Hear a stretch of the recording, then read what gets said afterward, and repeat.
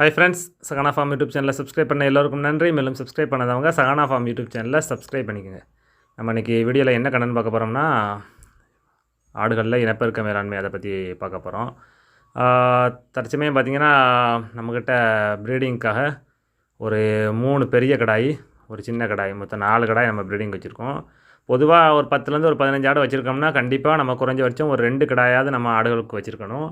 அது எதுக்காக பார்த்திங்கன்னா, குறிப்பாக ஆடுகளுடைய ப்ரீடிங் இனப்பெருக்க நேரம் பார்த்திங்கன்னா, நம்மக்கிட்ட வந்து ஏன்னா ஒரே டைமில் 2 ஆடு 3 ஆடு இன்றைக்கெலாம் பார்த்திங்கன்னா நம்ம பண்ணையில் ஒரே டைமில் 6 ஆடு வந்து பருவத்துக்கு வந்துருந்துச்சு. அந்த டைமில் வந்து பார்த்திங்கன்னா ஒரு கடா இருந்தால் நம்மளால் சமாளிக்க முடியாது. குறைஞ்சபட்சம் 2 அல்லது 3 கடா இருந்தால் தான் சமாளிக்க முடியும். ஏன்னா ஆடுகளை பொறுத்த வரைக்கும் ஒரே சீசனில் குட்டி போட்டால் நமக்கு வளர்க்குறதுக்கு ஈஸியாக இருக்கும்.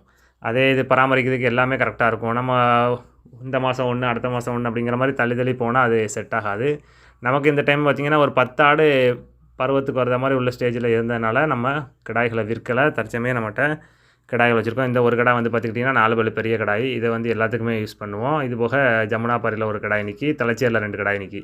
அதை வச்சு தான் நம்ம இன்றைக்கி ஆடுகளுக்கு மேட்டிங் பண்ணோம்.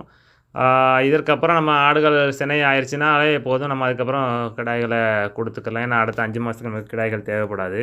நமக்கு வந்து ஆடுகள் வந்து பராமரிப்பில் ஒரு செட்டாக குட்டி எனும்போது நமக்கு அதை பராமரிக்கிறதுக்கான வேலைகள் எல்லாமே ஒரே வேலையாக முடிஞ்சு போகும். குட்டிகளை பாதுகாக்கிறதுக்கு ஒரே சீசனில் ஈனும்போதும் ஆடுகளை நம்ம பராமரிக்கிறதுக்கு நல்லாயிருக்கும். அதன் அடிப்படையில் பார்த்திங்கன்னா நம்ம இன்றைக்கி ஒரே டைமில் கிட்டத்தட்ட ஒரு 6 ஆட்டுக்கு நம்ம கிடாய்களை மேட் பண்ணியிருக்கோம். பொதுவாக ஆடுகள் வந்து ப்ரீட் மேட்டிங்கை பொறுத்த வரைக்கும் ஒரு ஆடு பருவம் அடிச்சிருந்துச்சுன்னா அந்த வாடைக்கு பக்கத்தில் நிற்க ஆடுமே ஆட்டோமேட்டிக்காக அந்த பருவத்துக்கு தயாராகிரும்.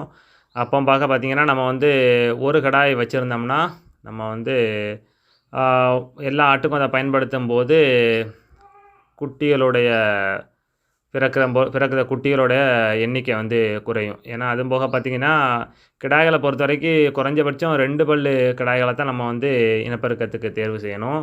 அதை விட்டுட்டு நம்ம பல்லு போடாத சின்ன கிடாய்கள்லாம் பயன்படுத்தினோம்னா பிறக்க போகிற குட்டிகள் வந்து பார்த்திங்கன்னா மோஸ்ட்லி ஒரு குட்டி தான் ஈனும். இது நம்ம பண்ணையில் நம்ம ஏற்கனவே அனுபவமாகவே பார்த்துருக்கோம். அது அனுபவத்தில் கிட்டத்தட்ட ஒரு 4-5 ஆடு நமக்கு வந்து பார்த்திங்கன்னா போன டைமில் ஒவ்வொரு குட்டிகளாக தான் ஈனிருந்துச்சு. அதனால் நம்ம வந்து 2 பல்லு 4 பல்லு கிடாய்களை தேர்வு செய்யும்போது அதனுடைய இது நல்லாயிருக்கும். அதுபோக ஒரு ஆட்டில் ஒன்றுக்கும் மேற்பட்ட கிடாய்களை நம்ம மேட்டிங்க்கு பயன்படுத்தும் போது குட்டிகளோட எண்ணிக்கை கொஞ்சம் நல்லாயிருக்கும். சில ஆடுகள் வந்து பார்த்திங்கன்னா நம்ம 2 கடாயை சேர்த்து நம்ம மேட் பண்ணும்போது காலைல ஒரு கடாயை அலோவ் பண்ணணும், திரும்ப ஒரு ஈவினிங் டைமில் ஒரு கடாயை அலோவ் பண்ணணும். ஒரு நாளைக்கு 2 டைம் நம்ம வந்து அலோவ் பண்ணால் போதும்.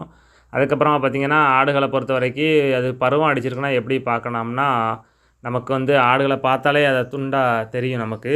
அந்த பருவம் அடிச்சிருக்க ஆடு வந்து பார்த்திங்கன்னா வாழ அளவுக்கு அதிகமாக வந்து வாழ ஆட்டிக்கிட்டே இருக்கும். பக்கத்தில் கிடாய் நின்னாலே தெரிஞ்சு போகும். அதற்கப்புறமா பார்த்துக்கிட்டிங்கன்னா குட்டிகளுக்கு சரியாக பால் கொடுக்காது.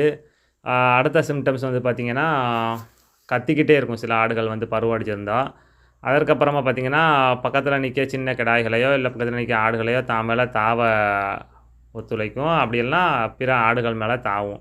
நம்ம வந்து கட்டி போட்டிருக்கனால கிடாய்களை கட்டி போட்டிருக்கனால நம்ம வந்து பருவம் அடித்தது எல்லாம் பார்த்து தான் நம்ம வந்து கிடாய்களை வந்து அவுத்து பருவத்துக்கு வந்து ஆடுகளுக்கு மேட் பண்ணுவோம்.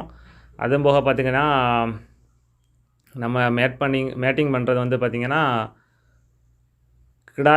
ஆடுகளை பொறுத்த வரைக்கும் 2 குட்டி ஈன ஆடாக இருந்தால் ஒரு 2லேருந்து 2.5 மாதம் அது கழிச்சதுக்கப்புறம் தான் நம்ம மேட்டிங் பண்ணுவோம்.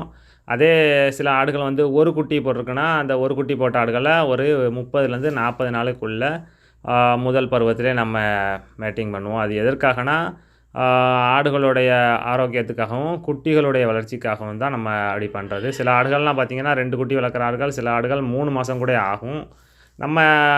நம்மளுடைய ஒத்துழைப்பு இல்லாமல் கிடாய்கள் வந்து மேட்டிங் பண்ணுறதுலாம் நம்ம அலோவ் பண்ணுறது கிடையாது. ஃபுல் அண்ட் ஃபுல் எல்லா கிடாய்களுமே நம்ம கட்டி போட்டிருப்போம். ஒவ்வொரு ஆடுமே மேட்டிங் ஆச்சுன்னா நம்ம அதற்குரிய தேதிகளாக இருக்கட்டும் எல்லாமே நம்ம நோட்ஸ் எடுத்து வச்சுக்கிருவோம். அதை வச்சுக்கிட்டு தான் நம்ம அதை கனெக்ட் பண்ணிக்கிறோம். பொதுவாக ஆடுகளை பொறுத்த வரைக்கும் அதனுடைய சினை காலம்னு வந்து பார்த்துக்கிட்டிங்கன்னா 150 நாள். அது சில ஆடுகள் வந்து ஒரு 6 மாதம் கூட ஆகலாம். அது ஆடுகளுடைய வளர்ச்சி, ஆடுகளுடைய ஆரோக்கியத்தை பொறுத்து. பொதுவாக ஆடுகளுடைய சினைக்காலம்னு வந்து பார்த்திங்கன்னா கரெக்டாக 150 நாள். நமக்கெல்லாம் ஆடுகள் பார்த்திங்கன்னா 143லேருந்து 146 நாளுக்குள்ளே நமக்கு ஆடுகள் வந்து குட்டி போட்டுரும். மேலும் இது போன்ற பயனுள்ள தகவலை தெரிந்து கொள்ள நமது சகானா ஃபார்ம் யூடியூப் சேனலை சப்ஸ்கிரைப் பண்ணுங்கள்.